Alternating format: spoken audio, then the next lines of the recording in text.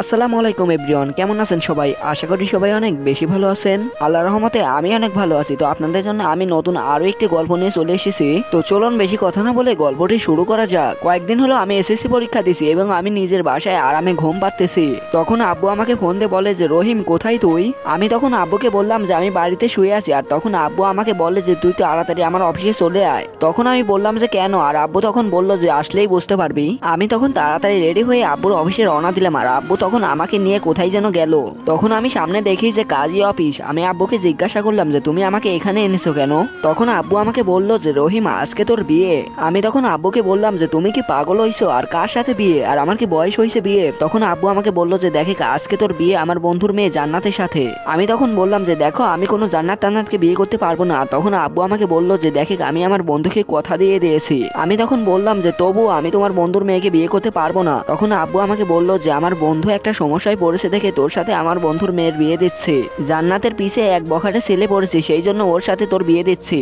আমি তখন বললাম যে পুলিশের কাছে যাও। তখন আব্বু বলল যে পুলিশের কাছে যেতাম, কিন্তু ওই ছেলেটা যদি উল্টাপাল্টা কিছু করে ফেলে। আর তাছাড়াও আমি আর আমার বন্ধু তোরা যখন ছোট ছিলি তোদের বিয়ের কথা পাকা করে রেখেছিলাম। আমি তখন বললাম যে বিয়ে করার আগে আমার কিছু শর্ত আছে, যদি রাখো তাহলেই আমি বিয়ে করব। তখন আব্বু বলল যে কি শর্ত বল? আমি তখন বললাম যে বিয়ের পর ওই মেয়ে ওদের বাড়িতে থাকবে এবং আমি আমাদের বাড়িতে থাকবো। আর আমার চলাফেরার দিকে ওই মেয়ে কোনো হস্তক্ষেপ করতে পারবে না। আর বাড়িতে আপু কিংবা মা এইসব বিষয় কিছুই যেন জানতে না পারে। তখন আব্বু আমাকে বলল যে আচ্ছা ঠিক আছে, আবার জান্নাতকে দেখার পর আবার মত পাল্টাবি না তো? আমি তখন বললাম যে বয়েই গেছে তোমার জান্নাতকে দেখার, আমার এক কথা। আব্বু তখন বলল আচ্ছা ঠিক আছে। কিছুক্ষণ পর আব্বুর বন্ধু এবং তার মেয়ে আসলো। আমি তখন নিচের দিকে তাকিয়ে বসে আছি। তারপর আমরা কাজী অফিসের ভিতর গিয়ে আমাদের বিয়েটাও কমপ্লিট হয়ে গেল। আমি তখনও সেই মেয়েটাকে দেখিনি যে সেই মেয়েটা কেমন। বিয়ের পর ওই মেয়ের দিকে আমার একবার চোখ পড়তে আমি পুরোই অবাক হয়ে যাই যে এত সুন্দর কোনো মেয়ে হয়। তখন আমি আব্বুকে বললাম যে আব্বু আমি যেই শর্তগুলো দিয়েছি সেই শর্তগুলো ভোলা যায় না? তখন আব্বু আমাকে বলল যে না, তুমি যে কথা বলেছো সেই কথাই। সেখানে সব কাজ শেষ করে ওই মেয়েরা ওদের বাড়িতে চলে গেল। আর আব্বু আমাকে বলল যে তুই এখন বাড়ি চলে যা। আমি তখন সেখান থেকে বাড়ি চলে আসলাম। আর বাড়ি চলে এসে ভাবলাম যে কি থেকে কি হয়ে গেল। মা তখন বলল যে কোথায় গেছিলে? আমি মার প্রশ্নের কোনো জবাব না দিয়ে সোজা আমার রুমে চলে গেলাম। তারপর বিছানায় শুয়ে ভাবলাম যে ধুর, তখন আব্বুকে সেই কথা না বললেই পারতাম। দুপুরে মা খাওয়ার জন্য ডাকলো, কিন্তু আমি খেতে গেলাম না। তারপর রাত্রে আব্বু অফিস শেষ করে বাড়ি চলে আসলো। আম্মু তখন আব্বুকে জিজ্ঞাসা করলো যে কি হয়েছে ছেলেটার, ওর মন খারাপ কেন? তখন আব্বু বলল যে ও কিছু না, নতুন একটা ফোন এসেছে মার্কেটে আর ও সেটাই নিতে চেয়েছিল, আমি সেটা দেই নাই তো সেই জন্য হয়তো মন খারাপ। তখন আম্মু আব্বুকে বলল যে ও ফোনটা কিনে দিলেই তো পারো। পরের দিন আমি এখনো নিজের ঘরে শুয়ে আছি। তখন আব্বু এবং তার সেই বন্ধুটা আমাদের বাসায় এলো। তখন আম্মু আব্বুকে গিয়ে বলল যে ছেলেটা যেটা যাচ্ছে সেটা দিলেই তো পারো, শুধু শুধু কাল থেকে মন খারাপ করে রয়েছে। তখন আব্বুর বন্ধু বলল যে কি লাগবে ওর? তখন আম্মু বলল যে দেখেন না ভাই, ছেলেটা একটা ফোনের আশা করছে আর ওর আব্বু ওকে একটা ফোনে কিনে দিচ্ছে না। তখন সেই লোকটা ও বলে আব্বুর সাথে আব্বুর রুমে চলে গেল। আমি তখন ড্রয়িং রুমে বসে রয়েছি আর তখনই সেখানে আব্বুর সেই বন্ধুর ফোন দেখতে পাই। আমি তখন ভাবলাম যে এই ফোনে হয়তো জান্নাতের নাম্বার পাওয়া যাবে। যেই ভাবা সেই কাজ, সেই ফোনটা হাতে নিয়ে আমি জান্নাতের নাম্বারটা খুঁজতে থাকি। তখনই সেখান থেকে জান্নাতের নাম্বারটা নিয়ে আমি সোজা আমার ঘরে চলে যাই। এরপর আমি বিছনার পর শুয়ে মেসেজ দিলাম যে কেমন আছো?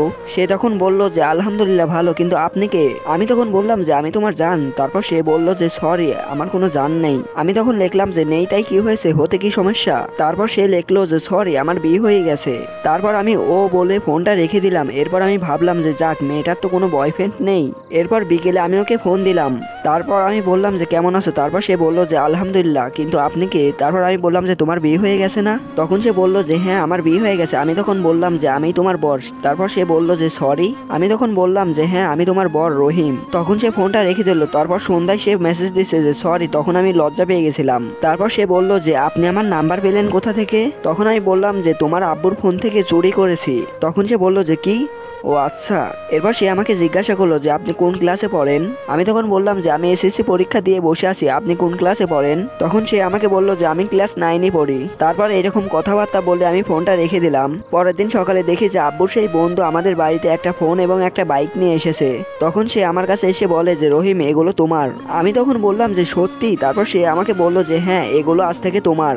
এই বলে সে আমাকে ফোন এবং বাইকের চাবিটা আমার হাতে ধরা দিল। আমি তখন ফোনটা নিয়ে বাসার ভিতর গেলাম এবং আপুকে দেখালাম।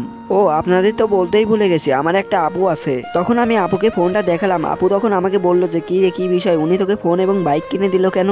আমি তখন বললাম যে এমনি, তেমন কোনো বিষয় না। তখন আপু বলল যে না, এর মধ্যে তো কোনো একটা বিষয় আছেই। তখন আমি আপুকে বললাম ওনার খুব গুরুত্বপূর্ণ কাজ আমি করে দিয়েছিলাম, হয়তো সেই জন্যই আমাকে ফোন এবং বাইক কিনে দিয়েছে।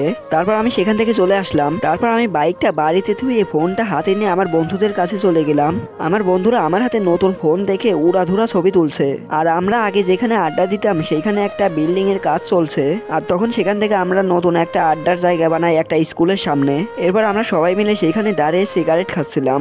আর তখনই স্কুলটা ছুটি দিয়ে দেয়। আর তখনই দেখতে পাই যে অনেকগুলো মেয়ে যাচ্ছে। আর তখনই সেখান থেকে একটা মেয়েদের গ্রুপ থেকে আমার দিকে একটা মেয়ে খুব রাগি চোখে ড্যাব ড্যাব করে তাকিয়ে সেখান দিয়ে চলে যাচ্ছে। আর মেয়েটাকে আমি তেমন চিনতেও পারছিলাম না, কারণ মেয়েটা মাস্ক পরা ছিল। তো গাইস, আজকের এই গল্পটি এই পর্যন্ত। এই গল্পটি যদি ভালো লেগে থাকে তাহলে ভিডিওটিতে লাইক করে চ্যানেল সাবস্ক্রাইব করে এই গল্পের পার্ট 2 কমেন্ট করবেন।